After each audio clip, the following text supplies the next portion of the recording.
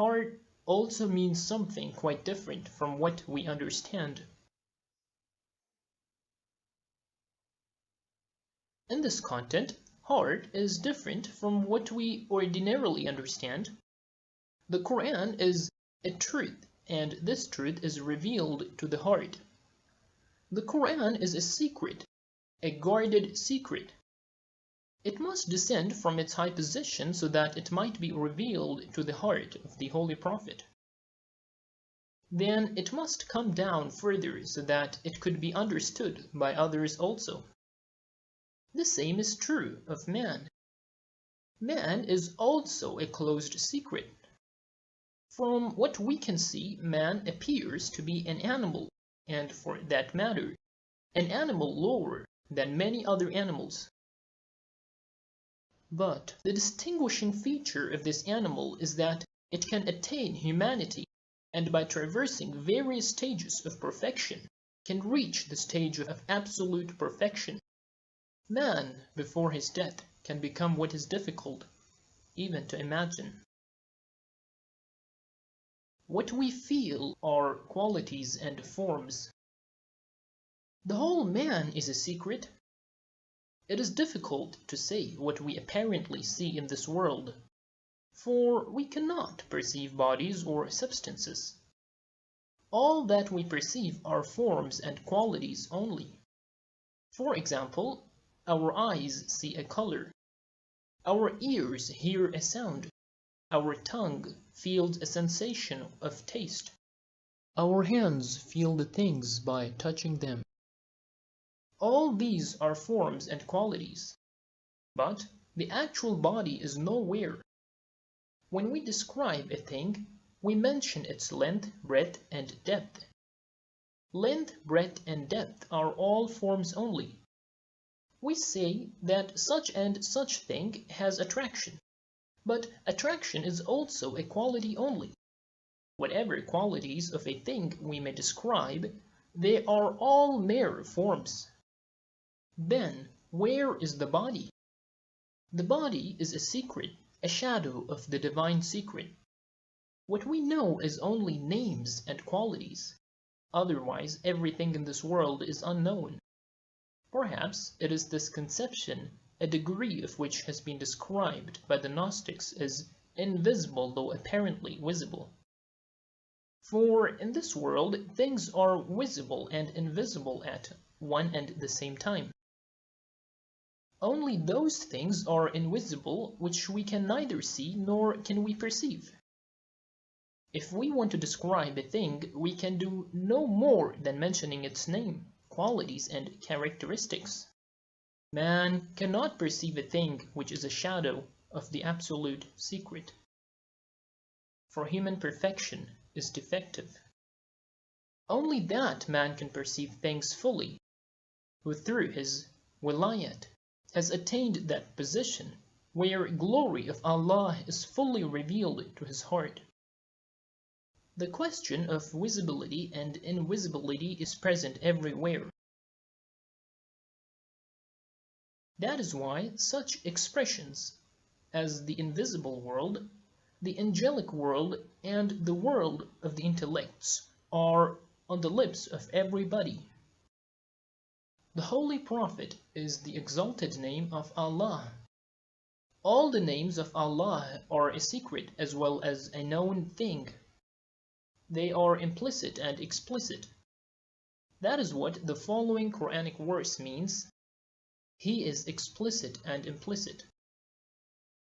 What is explicit is implicit as well, and what is implicit is explicit as well. That is how all the names of Allah imply all grades of existence. Every name covers the concepts of all other names. It is not that Rahman is a name or an attribute different from Rahim. The same is true of all other names of Allah. For example, Muntaqim, Avenger, is not the opposite of Rahman, merciful. The Quran says, "Call him by any name, for he has all the beautiful names." All these beautiful names are of Rahman as well as of Rahim. It is not that one name means something and some other name signifies something else. Had it been so, Rahman would have signified one aspect of Allah and Rahim another aspect of Him, while the absolute existence cannot have many aspects. The absolute existence as such is Rahman as well as Rahim, Nur, light, and Allah. His being Rahman is not different from his being Rahim. A person occupying that highest position of Gnosis, in which his heart is enlightened by Allah Himself, not by His glory, will himself be an exalted name of Allah, and at the same time will be enlightened by the light of the exalted name. Such a person could only be he whose heart the Quran was revealed and to whom Gabriel used to come. The glory revealed to his heart comprised all glories. This person was the Holy Prophet who personally was the most exalted name of Allah. The Imams are also reported to have said, "We are the beautiful names of Allah." Even our existence is a revelation of the glory of Allah. The topics we have discussed today included the question of causation. We said that it was wrong to raise the question of causation in respect of Allah. In our authentic texts, we do not find any mention of it. Some far-fetched examples do not serve any purpose. Another question we mentioned was that of a dot under the letter Ba. I explained the meaning of this tradition in case it was really reported anywhere. Furthermore, some such questions were also discussed as the name at the stage of divine essence, the name at the stage of attributes, the name at the stage of the revelation of glory of action, revelation of the glory of essence to essence, revelation of the glory of essence to attributes, and revelation of the glory of essence to all existing things. When we talk of the revelation of divine glory, we say that even our existence is the revelation of glory. To illustrate this fact, it may be said that if you put 100 mirrors in a place, all reflecting the light of the sun, it may be said that there are 100 lights. But actually there would be only one light reflected in all mirrors. But the light of the sun being limited, even this example is far-fetched. All existing things are the result of divine glory. It is the light of Allah's glory that is being reflected in all existing things. It is the same light that is reflected everywhere. For each and everything there is no separate light. All the existing things are the concomitant result of the same one light. As such, in Bismillah, the ism or the name means the name of divine essence, and Allah is the glory of divine essence, which includes all glories. It is this comprehensive glory, the name of which is Allah, as well as Rahman, Rahim, etc. It is wrong to say that Rahman is the name of one divine attribute and Rahim is the name of another attribute. In fact, Allah, Rahman, and Rahim are the names of the same divine glory. The whole of that glory is Allah as well as Rahman and Rahim. That is the only possibility. Otherwise, Allah will become a limited being, and a limited being is a possibly existing being, not an essentially existing one. According to the details we mentioned earlier, praise, hamd, will be of Allah, and Allah is the name of the comprehensive divine glory or divine manifestation. Rahman and Rahim are also the names of exactly the same glory. Hamd means either every praise or praise in general. There are three possibilities about the name Allah.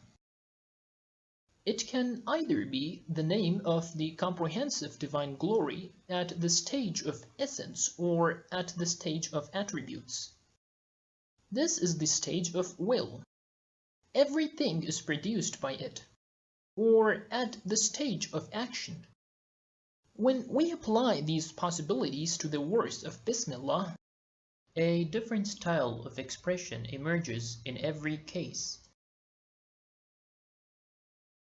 We talked about Allah on this very basis and said that it is the comprehensive name at the stage of essence as well as at the stage of attributes, and at the stage of the revelation of divine glory producing action. While discussing Bismillah, we said a few things briefly about the letter Ba, its dot, and the names of Allah, Rahman and Rahim. The belief is essential. We hope that it will be admitted that the discussion of such problems is necessary. Some people totally deny their importance. Not only that, there are some people who do not believe in the Gnostic questions at all.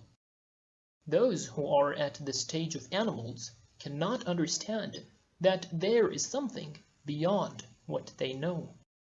We must have belief in spiritual matters. This is the first step. The foremost thing is that man should not deny everything he does not know. Sheikh Abu Ali Sina says that anybody who denies a thing without any reason behaves against human nature. Belief must be based on reason. As there must be a valid reason to prove a thing, there must also be a valid reason to deny a thing. If you do not have a reason in favor or against a thing, then simply say, I don't know. But there are some obstinate people who deny everything. As these people do not understand, they behave inhumanely. Whatever you hear, you should normally admit that at least there is some possibility of its being correct.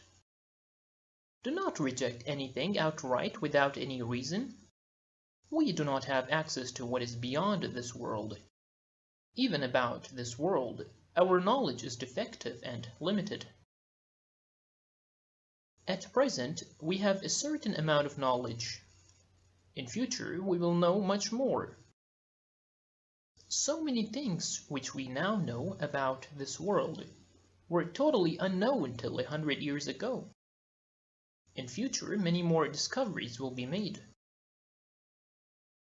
When man is still unable to know and perceive this world fully, how does he dare to deny what the saints of Allah know and see? A man denies the spiritual truths because his heart lacks the spiritual light. He says that spiritual truths do not exist, but does not admit that he is unaware of them. He alleges that what the believers in spiritual truths say are all fables. He dares to say so because he is ignorant. He does not know that the things he rejects as fables have been mentioned in the Quran too. What the Muslim Gnostics say has been derived from the Quran and Sunnah traditions. Then how can he deny what the Quran confirms? To deny what one does not know is unbelief. If not legally unbelief, at least it is a sort of unfaithfulness. The root cause of man's misfortune is that he denies the truths he does not perceive. He rejects these truths because he has not reached the stage that has been reached by the saints of Allah. This is the worst kind of negationistness. The foremost thing is that one must not deny what is contained in the Quran and Sunnah, what is acknowledged by the Imams and what is admitted by the philosophers. If somebody has not perceived the truth himself, he should frankly admit that he does not know. But it is all humbug if some idiot says that he would not believe in Allah unless he himself has dissected him with his sharp knife.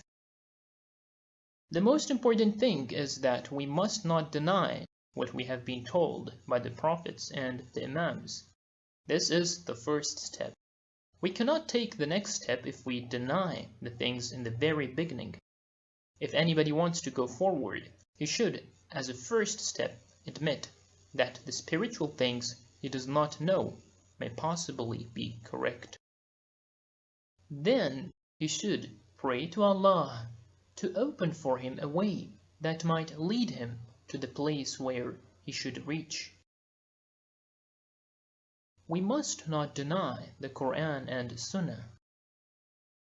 If a man will not deny the divine things and will pray to Allah, Allah will certainly help him and will gradually open the way for him. I hope that we will not deny what is in the Quran and Sunnah. It often happens that a man believes in the Quran and Sunnah and does not deny even when he does not understand what is in them. But when somebody else tells him that the Quran and Sunnah say so, he, instead of admitting his lack of knowledge, rejects that outright as nonsense. Total denial is stumbling block. Total denial deprives man from acknowledging many truths and prevents him from proceeding on the right path. The veracity of the facts which have been affirmed by the saints of Allah should be acknowledged, at least tacitly if not expressly. A man who denies them totally and describes them as nonsense can never succeed in proceeding further. We must do away with negative attitude. I hope that we will give up the negative attitude and will pray to Allah to make us familiar with the diction of the Quran, which is of a special type. Like man, the Quran also has many potentialities. It is a large table on which many dishes of various tastes have been placed by Allah. From it, everybody can have food of his choice, provided he has not lost his appetite, which happens in the case of heart patients. The Quran, like this world, is a vast dining table. This world is also used by different people differently according to their requirements and taste. Man utilizes it in one way, animals in another, and the men who are on the same level as the animals in a third way. As the level goes up, the way of utilization improves. The same is true of the Quran. It is for all. Everybody can be benefited by it according to his taste and choice. Its highest beneficiary is he who is its first addressee and to whom it was revealed. Only he knows the Quran to whom it was addressed.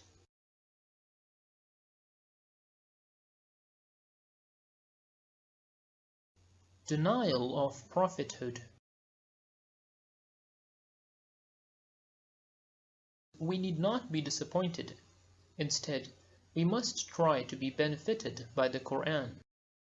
For this purpose, it is essential that first of all we remove from our mind the idea that there exists nothing besides physical and material problems, and that the Quran also has been revealed only to deal with these problems, and is exclusively concerned with this worldly life. This way of thinking amounts to total denial of prophethood. In fact, the Quran has come to make man a real human being, and all this is a means to an end. Supplications and worship are means. Worship is a means. Supplications are a means. They are a means to develop real human qualities and to awaken dormant human potentialities so that man becomes a real human being, a godly man, able to see what is right and understand what is right. Prophets have come for this very purpose. Prophets are also a means. They did not come merely to set up a government. The government has its own place, but the prophets did not come only for the sake of obtaining power and administering worldly affairs. This is what the animals also do. They also have their own world and they administer the affairs of it.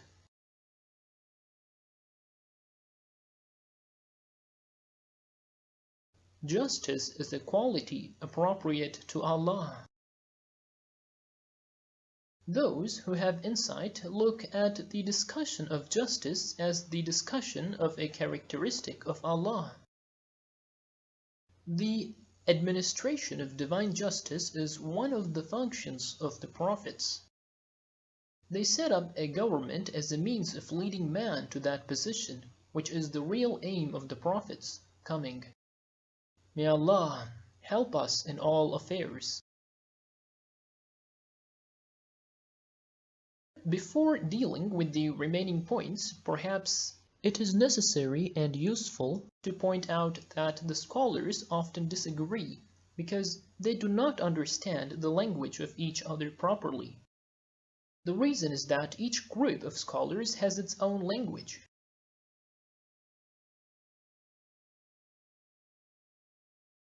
A dispute about grapes between an Iranian, a Turk, and an Arab. I wonder whether you have ever heard this story. There were 3 men. One of them was an Iranian, another was a Turk, and the third was an Arab. They were discussing what they should have for lunch. The Iranian said that angur would be quite suitable. The Arab said, no, we would have inab. The Turk said, no, I don't like either, we would have uzum. As they did not understand the language of each other, they differed. At least someone of them went out and brought grapes. Then they realized that all of them wanted the same thing. To express the same thing, there are different words in different languages. For example, the philosophers have a particular diction. They have their own terminology. Similarly, the Sufis have their own language. The jurists have their own terms. The poets have their own poetic diction. The imams have their own separate style. Now, we have to find out which one out of these 3 or 4 groups has a language closer to the language of those who are infallible and to the language of revelation. I do not think that any sensible person will deny that Allah exists and that He is the source and cause of all that exists. Nobody believes that you with your coat and pants are God. Nor can any sensible person imagine that any man with a turban, a beard, and a staff is Allah. Everybody knows that all men are creatures. Anyhow, the way in which the cause and effect are described and the impression that such description creates often gives rise to disagreement. We should find out what those who belonged to the Gnostic class actually wanted to say, and what induced them to use questionable words and a vague style